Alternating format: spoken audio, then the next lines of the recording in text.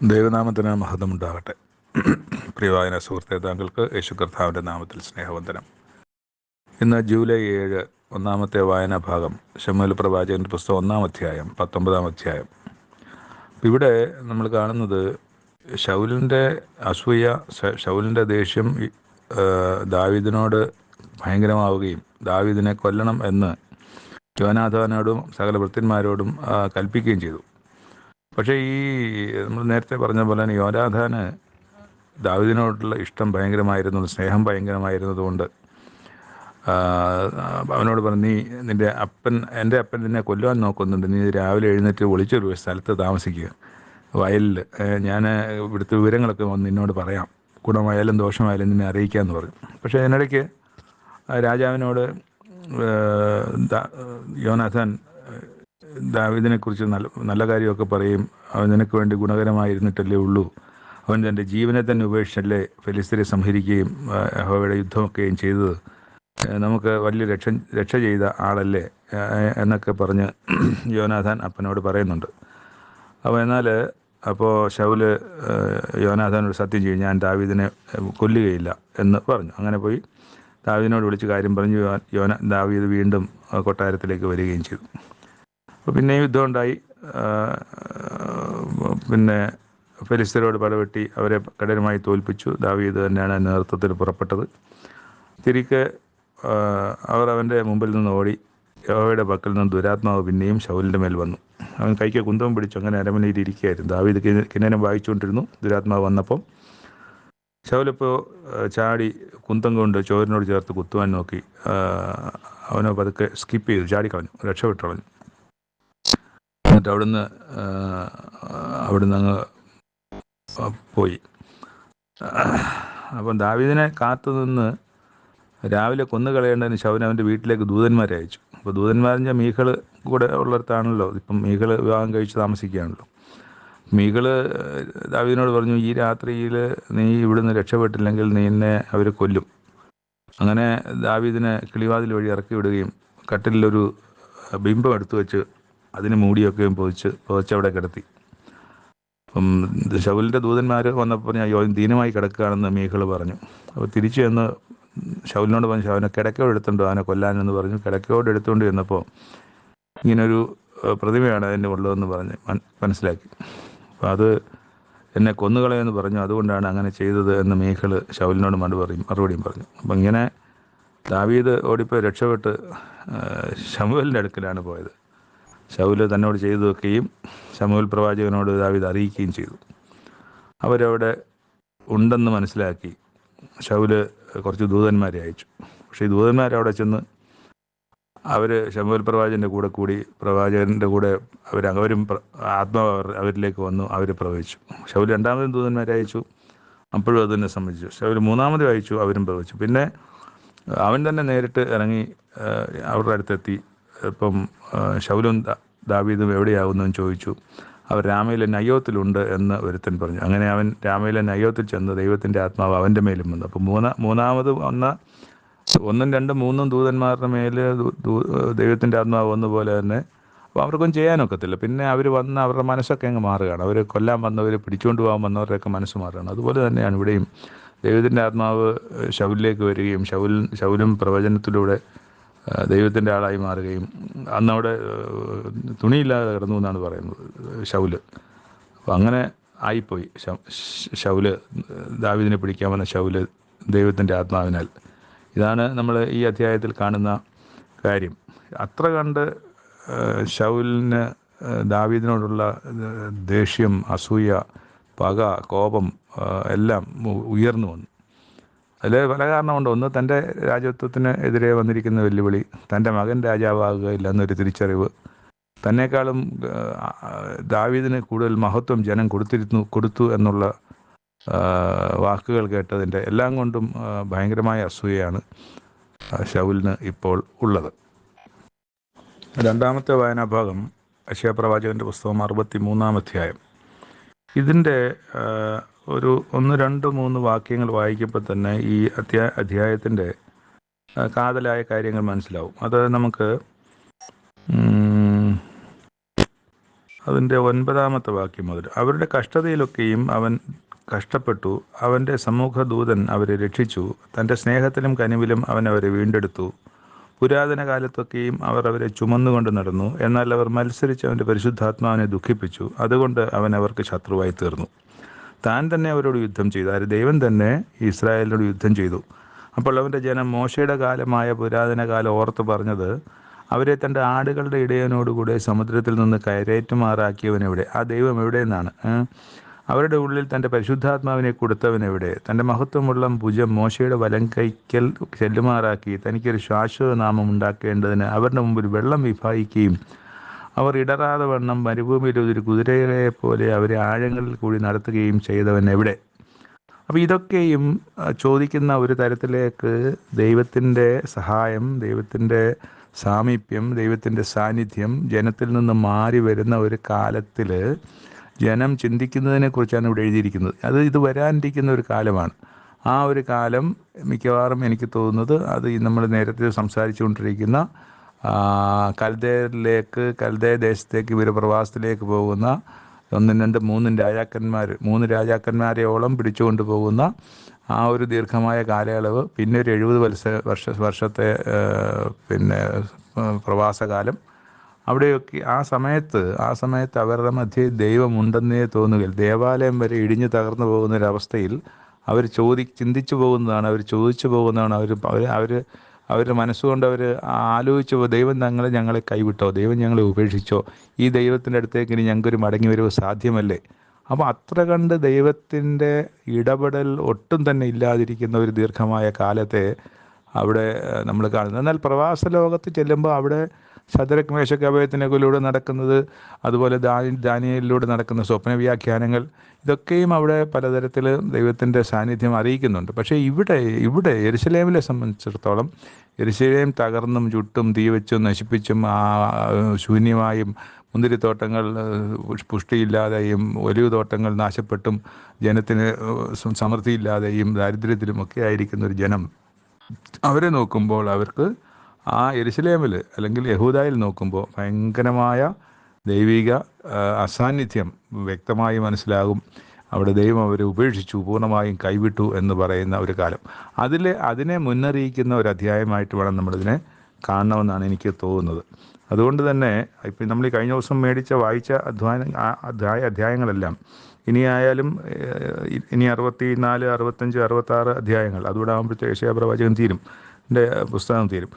അപ്പോൾ അവിടെയൊക്കെ നമ്മൾ കാണുന്നത് പല അധ്യായങ്ങളിലും നമ്മൾ കാണുന്നത് ഈ പ്രവാസകാലത്തിൻ്റെ പ്രവചനങ്ങളാണ്.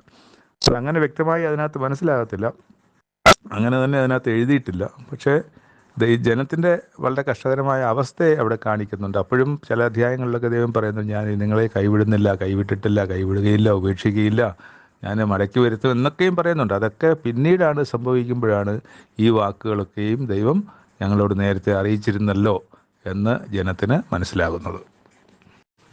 3-ാമത്തെ വായനാഭാഗം, മത്തായിയുടെ സുവിശേഷം 8-ാമത്തെ അധ്യായം. അവൻ മലയിൽ നിന്ന് ഇറങ്ങി വന്നാറെ എന്ന് പറയുന്നത് മലയിൽ കയറി എന്നുള്ളതും ഒക്കെ കഴിഞ്ഞ ദിവസം കാണിച്ചു തന്നല്ലോ. പുരുഷാരം പിന്നെയും ക്രിസ്തുവിനെ പിന്തുടരുകയാണ്. അതിൽ നമ്മൾ വായിക്കുന്നുണ്ട്, തൊട്ടു മുമ്പിൽ അവൻ ശാസ്ത്രിമാരെ പോലെയല്ല, അധികാരമുള്ളവനായിട്ടത്രേ അവൻ അവരോട് ഉപദേശിച്ചതെന്ന് 7-ാം അധ്യായം 29 വായിക്കുന്നുണ്ട്. ആ പുരുഷാരം ക്രിസ്തുവിൻ്റെ ഉപദേശത്തിൽ വിസ്മയിച്ചു. അങ്ങനെയാണ് ഈ പുരുഷാരം ക്രിസ്തുവിനെ പിന്തുടരുന്നത്. ഒരു കുഷ്ഠരോഗി വന്നിട്ട് കർത്താവിനെ യേശുക്രിസ്തുവിനെ നമസ്കരിച്ചിട്ട്, നിനക്ക് മനസ്സുണ്ടെങ്കിൽ എന്നെ ശുദ്ധമാക്കാൻ കഴിയും എന്ന് പറഞ്ഞു. ക്രിസ്തു പറയുകയാണ്, എനിക്ക് മനസ്സുണ്ട്, നീ ശുദ്ധമാകാം. അവൻ്റെ കുഷ്ഠരോഗം മാറി എന്നാണ് നമ്മൾ വായിക്കുന്നത്. നീ ഇത് പോയി ആരോടും പറയണ്ട, നീ ചെന്ന് കാണിക്കും, നീ പുരോഹിതനെയാണ് കാണിക്കേണ്ടത്. കുഷ്ഠം പഴയ നിയമ പുസ്തകത്തിൽ, ലേവ്യ പുസ്തകത്തിൽ നമ്മൾ വായിക്കുമ്പോൾ ഈ കുഷ്ഠരോഗം എന്താണെന്നും ആ കുഷ്ഠരോഗമാണോ എന്ന് പരിശോധിച്ച് അതാണെന്ന് കണ്ടെത്തേണ്ടതും, അങ്ങനെ കുഷ്ഠരോഗം വന്നവനെ മാറ്റിപ്പാർപ്പിക്കേണ്ടതും, അവൻ താമസിക്കുന്ന വീടിനകത്ത് ചുവരിൽ അതിനെ സംബന്ധിച്ച് പരിശോധിക്കുകയും കുഷ്ഠരോഗം മാറുന്നത് വരെ അവിടെ താമസിക്കുകയും കുഷ്ഠരോഗം മാറിയോ ഇല്ലയോ എന്ന് പുരോഹിതന് അതിനെ സംബന്ധിച്ചുള്ള കണ്ടീഷൻസ് ഇങ്ങനെയൊക്കെയാണ് ഈ കുഷ്ഠരോഗത്തിൻ്റെ ലക്ഷണങ്ങൾ അതിങ്ങനെയൊക്കെയാണെന്ന് പുരോഹിതന് ദൈവം മനസ്സിലാക്കിയിട്ടുണ്ട്. പുരോഹിതൻ വന്ന് കണ്ട് നീ ശുദ്ധനായി എന്ന് പറഞ്ഞാൽ മാത്രമേ അത് ശുദ്ധനാവൂ ഒരു കുഷ്ഠരോഗി. അതുകൊണ്ടാണ് ക്രിസ്തുവോട് പറയുന്നത്, നീ നിന്നെ തന്നെ ചെന്ന് പുരോഹിതനെ കാണിച്ച് മോശെ കൽപ്പിച്ച വഴിപാട് കഴിക്കുക. അത് കഴിഞ്ഞ് യേശുക്രിസ്തു കഫർന്നഹൂമിലാണല്ലോ താമസിച്ചിരുന്നത്. കഫർന്നഹൂമിലെത്തിയപ്പോൾ ഒരു ശതാധിപൻ വന്ന്, കർത്താവേ, എൻ്റെ ബാല്യക്കാരന് പക്ഷപാതം പിടിച്ച് കഠിനമായി വേദനപ്പെട്ട് വീട്ടിൽ കിടക്കുന്നു എന്ന് അപേക്ഷിച്ച് പറഞ്ഞു. അവനോട് ഞാൻ വന്ന് അവനെ സൗഖ്യമാക്കും എന്ന് പറഞ്ഞു. അതിന് ശതാധിപൻ പറയാണ്, അയ്യോ കർത്താവേ, അങ്ങ് എൻ്റെ പുരയ്ക്കകത്ത് വരാൻ ഞാൻ യോഗ്യനല്ല, അങ്ങൊരു വാക്ക് കൽപ്പിച്ചാൽ മതി, എൻ്റെ ബാല്യക്കാരന് സൗഖ്യം വരും. അപ്പോൾ ഇത് കണ്ടിട്ടാണ് ക്രിസ്തു അതിശയിച്ചു പോകുന്നത്. അതായത് എന്നിട്ട് അവിടെ പറയാണ്, എൻ്റെ കീഴിൽ ഞാനും അധികാരത്തിന് കീഴിലുള്ള, അപ്പോൾ എനിക്കും അധികാരമുണ്ട്. ആ അധികാരം തന്ന ആളുകൾ തന്നാലേ അധികാരം ഉണ്ടാവുള്ളൂ. അപ്പം റോമ സാമ്രാജ്യത്തിലുള്ള അധികാരത്തിലിരിക്കുന്നവനാണ് ഞാൻ. എൻ്റെ കീഴിലുള്ള ആൾക്കാരോടും പടയാളിയോടും പോകാമെന്ന് പറഞ്ഞാൽ അവൻ പോകും, വാ എന്ന് പറഞ്ഞാൽ വരും. അതുകൊണ്ട് അത്തരമൊരു അധികാരം ഉള്ളവനാണ് യേശു ക്രിസ്തു അങ്ങ്. അതുകൊണ്ട് അങ്ങ് ഇവിടെ നിന്നൊന്ന് കൽപ്പിച്ചാൽ മതി, എൻ്റെ ബാല്യക്കാരന് സൗഖ്യം വരും എന്നാണ്. അത് കേട്ടാണ് യേശു പറയുന്നത്, ഇസ്രായേലിൽ കൂടെ, ശതാധിപൻ ഇസ്രായേലിനല്ല, ഇസ്രായേലിൽ കൂടെ ഇത്ര വലിയ വിശ്വാസം ഞാൻ കണ്ടിട്ടില്ല എന്ന് സത്യമായിട്ട് നിങ്ങളോട് പറയുന്നു എന്ന് പറയുന്നത്. അവിടെ ഒറ്റ കാര്യം പറയുന്നത്, കിഴക്ക് നിന്നും പടിഞ്ഞാറ് നിന്നും അനേകർ വന്ന് അബ്രഹാമിനോടും ഇസ്ഹാക്കിനോടും യാക്കോബിനും കൂടെ സ്വർഗരാജ്യത്തിൽ പന്തിക്കിരിക്കും. രാജ്യത്തിൻ്റെ പുത്രന്മാരെയോ ഏറ്റവും പുറത്തുള്ള ഇരുളയിലേക്ക് തള്ളിക്കളയും. ഇങ്ങനെ പറയുന്നതിൻ്റെ കാരണം എന്താണെന്ന് പഴയ നിയമ പുസ്തകം നമ്മൾ വീണ്ടും തുടർച്ചയായി വായിച്ച് പരിശോധിക്കുമ്പോൾ എന്തുകൊണ്ടാണ് ഇങ്ങനെ പറയുന്നത്? ദൈവം ആരുടെ ദൈവമാണ്? ദൈവം സകലത്തിൻ്റെയും ദൈവമല്ലേ, സകലരുടെയും ദൈവമല്ലേ എന്നൊക്കെ ഉള്ളതുകൊണ്ട് ഈ ഒരു പറച്ചിലിന് വളരെ പ്രാധാന്യമുണ്ട്. അത് നമുക്ക് അതിൻ്റെ സമയമാകുമ്പോൾ അത് പരിശോധിക്കാം.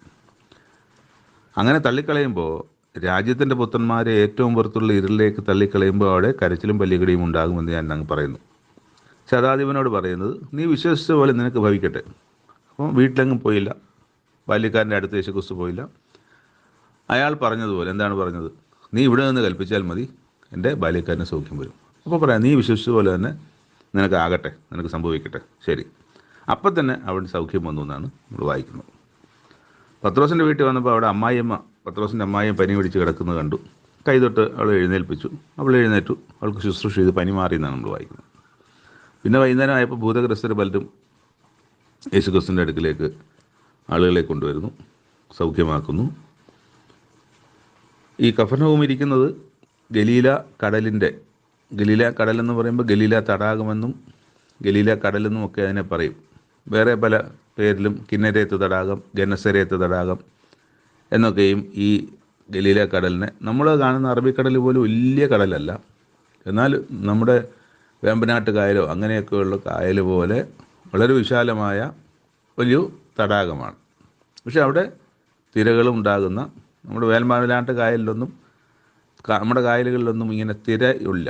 എന്നാൽ ഇവിടെ തിരയുണ്ടാകാനും ചില സമയത്തൊക്കെ തിരയുണ്ടാകുകയും ഒക്കെ ചെയ്യുന്നത് നമ്മൾ വായിക്കുന്നുണ്ട്. കാറ്റും കോളും ഉണ്ടാകുന്നുണ്ട്. അപ്പോൾ അതൊക്കെയും അങ്ങനത്തെ ഒരു കടലാണ്. അപ്പോൾ അപ്പനെ അടക്കുവാൻ ഒരുത്തൻ അനുവാദം ചോദിക്കുന്നുണ്ട്. അവനെ വിളിക്കുമ്പോൾ ഒരുത്തൻ വന്ന് പറയുകയാണ്, ഗുരു, നീ എവിടെ പോയാലും ഞാൻ നിന്നെ അനുഗമിക്കാം. അതൊരു ശാസ്ത്രിയാണ്, സ്ക്രൈബാണ്. കുറുനരികൾക്ക് കുഴിയും ആകാശത്തിലെ പറവകൾക്ക് കൂടുമുണ്ട്, മനുഷ്യപുത്രന് തലചായ്പാൻ ഇടയില്ല എന്ന് ഞാൻ പറഞ്ഞു എന്ന് യേശുക്രിസ്തു പറയുകയാണ്. ശിഷ്യന്മാർ വേറെത്തൻ വന്ന് പറയാണ്, കർത്താവ്, ഞാൻ മുമ്പേ പോയി എൻ്റെ അപ്പനെ അടക്കം ചെയ്യുവാൻ അനുവാദം തരണമെന്ന് പറഞ്ഞു. യേശു പറഞ്ഞു, നീ എന്തായാലും എൻ്റെ കൂടെ വരാൻ തീരുമാനിച്ചല്ലേ, നീ എൻ്റെ കൂടെ വാ. മരിച്ചവർ തങ്ങളുടെ മരിച്ചവരെ അടക്കം ചെയ്യട്ടെ. മരിച്ചവരെ അടക്കം ചെയ്യട്ടെ. അപ്പോൾ ആരാണ് മരിച്ചവർ? ഏത് മരിച്ചവരെയാണ് അടക്കം ചെയ്യേണ്ടത് എന്നൊക്കെയുള്ളത് മറ്റൊരു സബ്ജക്റ്റാണ്. അത് കഴിഞ്ഞിട്ട് ഒരു പടക് എന്ന് പറഞ്ഞ് ചെറിയ വള്ളത്തിൽ കയറി അവിടെ വെച്ച് വലിയ ഓളമുണ്ടായി. പടക് തിരകളാൽ മുങ്ങുവാൻ തക്കവണ്ണം ഇടയായി. അപ്പോൾ ശിഷ്യന്മാർ യേശുക്രിസ്തുവിൻ്റെ കൂടെയുണ്ട്. യേശുക്രിസ്തുവിനോട് പറഞ്ഞു, ഞങ്ങൾ നശിച്ചു പോകുന്നു എന്ന് പറഞ്ഞു. യേശുക്രിസ്തുവിനെ, ഉറങ്ങിക്കിടന്ന യേശുക്രിസ്തുവിനെ ഉണർത്തി. അപ്പോൾ അവരോട്, നിങ്ങൾ ഭീരുക്കളാകുവാൻ എന്ത് കാരണം, നിങ്ങൾ അല്പവിശ്വാസികളെ നിങ്ങൾ എന്ന് പറഞ്ഞിട്ട് യേശുക്രിസ്തു കാറ്റിനെയും കടലിനെയും ശാസിച്ചു. അപ്പോൾ വലിയൊരു ശാന്തത ഉണ്ടായി. അവർ അതിശയിച്ചു പോയി. കാറ്റും കടലും പോലും യേശുക്രിസ്തുവിനെ അനുസരിക്കുന്നുവല്ലോ എന്ന് പറഞ്ഞാണ് അവർ അതിശയിച്ചത്. അതൊരു അതിശയ കാരണം തന്നെയാണ്. കാറ്റും കടലും ഒക്കെ ആരെങ്കിലും അനുസരിക്കുന്നത് നമ്മൾ ജീവിതത്തിൽ കണ്ടിട്ടുണ്ടോ, കേട്ടിട്ടുണ്ടോ? പിന്നീട് ഗദനേരുടെ ദേശത്ത്, അതും ഗദനേരുടെ ദേശം എന്ന് പറയുന്നത് ഗലീല കടലിൻ്റെ മറ്റൊരു ഭാഗത്താണ്. ഇവർ അക്കരെ ചെല്ലുകയാണല്ലോ, അക്കരെ ഗദനേരുടെ ദേശത്താണ് ചെല്ലുന്നത്. അപ്പോൾ ഈ പടക് കയറി ഗലീല കടലിൻ്റെ അക്കരെ ചെന്നു. അവിടെ 2 ഭൂതഗ്രസ്തർ ശവക്കല്ലറകളിൽ നിന്ന് പുറപ്പെട്ട് അവനെ എതിരേറ്റ് വന്നു. അവിടെ അവർക്ക് ഇവർ കാരണം ആർക്കും വഴി നടക്കാൻ പോലും കഴിയാത്തവരായിരുന്നു. അപ്പോൾ യേശുക്രിസ്തു ഇവർക്കെതിരെ വന്നപ്പം യേശുക്രിസ്തുവിനെ കണ്ടിട്ട് അവർ വിളിച്ച ഭൂതഗ്രസ്തരായിരിക്കുന്നവർ പോലും വിളിച്ചു പറയുകയാണ്, ദൈവപുത്ര, ഞങ്ങൾക്കും നിനക്കും തമ്മിൽ എന്ത്? ഭൂതഗ്രസ്തന് പോലും യേശുക്രിസ്തുവിനെ അറിയാം എന്നൊരു സാഹചര്യമാണ്. അവിടെ വായിക്കും, ദൈവപുത്ര, ഞങ്ങൾക്കും നിനക്കും തമ്മിൽ എന്തെന്നാണ്. അപ്പോൾ ദൈവപുത്രന് പോലും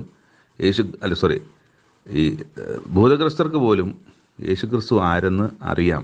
അപ്പോൾ യേശുക്രിസ്തു ആരെന്ന് അറിയാമെന്ന് നമ്മൾ പറയുമ്പം യേശുക്രിസ്തുവിനെ അറിയാത്ത ആരുണ്ട് ലോകത്തിൽ എന്ന ഒരു ഉത്തരം കൊണ്ട് അതിനെ ചുരുക്കാൻ കഴിയുന്നൊരു കാര്യമല്ല യേശുക്രിസ്തുവിനെ അറിയുക എന്നുള്ളത്. അത് ഭൂതഗ്രസ്തരുടെ വാക്കിൽ നിന്ന് നമുക്ക് ഗ്രഹിക്കാൻ പറ്റും. ദൈവപുത്ര, ഞങ്ങൾക്കും നിനക്കും തമ്മിൽ എന്ത്? സമയത്തിന് മുമ്പേ ഞങ്ങളെ ദണ്ഡിപ്പിപ്പാൻ ഇവിടെ വന്നുവോ എന്ന് പറഞ്ഞു. അവർക്കതിൽ ഒരു വലിയ പന്നിക്കൂട്ടം മേഞ്ഞുകൊണ്ടിരുന്നു. ഭൂതങ്ങൾ അവനോട്, ഞങ്ങളെ പുറത്താക്കുന്നുവെങ്കിൽ പന്നിക്കൂട്ടത്തിലേക്ക് അയക്കണം, പൊയ്ക്കൊള്ളുവിനെന്ന് യേശുക്രിസ്തു പറയുകയും ചെയ്യും. ഈ ഭൂതഗ്രസ്തരുടെ ഈ ഭൂതം എന്താണെന്ന് മറ്റൊരു സബ്ജക്റ്റാണ്. അവരിലുണ്ടായിരുന്ന ഭൂതം എന്തായിരുന്നുവോ അത് ആ പന്നികളിലേക്ക് ചെന്നു. പന്നികളെല്ലാം കൂടെ വല്ലാത്ത കഷ്ടത്തിലായി. അവർക്ക് വല്ലാത്ത രോഗാവസ്ഥ, അല്ലെങ്കിൽ വല്ലാത്ത ഭ്രമം, പന്നികൾക്ക് വട്ടുപിടിച്ചതുപോലെയായി. അവർ കൂട്ടത്തോടെ പോയി കടലിൽ ചെന്ന്, ഏത് കടലിൽ? ഗലീല കടലിൽ ചെന്ന് ചാടി അവർ മുങ്ങിച്ചത്തുപോയി. അപ്പോൾ ഇത് കാണുമ്പോൾ ഇതെല്ലാം പന്നികളെ മേയ്ക്കുന്നവർ അവിടെ ഉണ്ട്, പന്നികളുടെ ഉടമസ്ഥന്മാരുണ്ട്. അവർ പട്ടണത്തിന് സകലവും ഭൂതഗ്രസ്ത വസ്തുതയും അറിയിച്ചു. ഉടനെ പട്ടണമെല്ലാം പുറപ്പെട്ട് യേശുവിന് എതിരെ വന്നു. അവനെ കണ്ടാറെ, ഞങ്ങളുടെ അതിര് വിട്ട് പോകണമെന്ന് പറഞ്ഞു. ഇവിടെ നിൽക്കരുത്, നീ ഇവിടുന്ന് പോകണം, നീ ഇപ്പോൾ ഉണ്ടാക്കിയ ഒരു വലിയ ബുദ്ധിമുട്ടാണ്, ഞങ്ങളുടെ പന്നികളെല്ലാം കൊല്ലുന്ന തരത്തിലേക്ക് ഇടയാക്കി, അതിന് നീയാണ് കാരണം, നീ ഇവിടുന്ന് വിട്ടുപോകണം എന്ന് പറയുകയാണ്. അപ്പോൾ ഇതാണ് 3-ാമത്തെ വായനാഭാഗത്തിൻ്റെ അവസാനത്തിലേക്ക് നമ്മളെത്തി. എല്ലാ വായനാഭാഗങ്ങളിലും വളരെ ചുരുക്കമായ കാര്യങ്ങൾ മാത്രമേ നമുക്ക് പ്രതിപാദിക്കാനുള്ള സമയമുള്ളൂ. അതിൽ എനിക്ക് കുറച്ച് പ്രാധാന്യമെന്ന് തോന്നുന്ന കാര്യങ്ങൾ മാത്രമാണ് പറയുന്നത്. കൂടുതൽ കാര്യങ്ങളിലേക്ക് പോകണമെന്നുണ്ടെങ്കിൽ അങ്ങേക്ക് ബൈബിൾ റീഡിംഗ് പ്ലാനറിൻ്റെ താഴെയുള്ള നമ്പറിൽ വിളിച്ച് കൂടുതൽ ചർച്ച ചെയ്യുകയും കാര്യങ്ങളെ സംസാരിക്കുകയും മനസ്സിലാക്കുകയൊക്കെ ചെയ്യാവുന്നതാണ്. ഒരു നല്ല ദിവസം കൂടി ആശംസിച്ചുകൊണ്ട് വീണ്ടും നമുക്ക് നാളെ കാണാം. നന്ദി, നമസ്കാരം.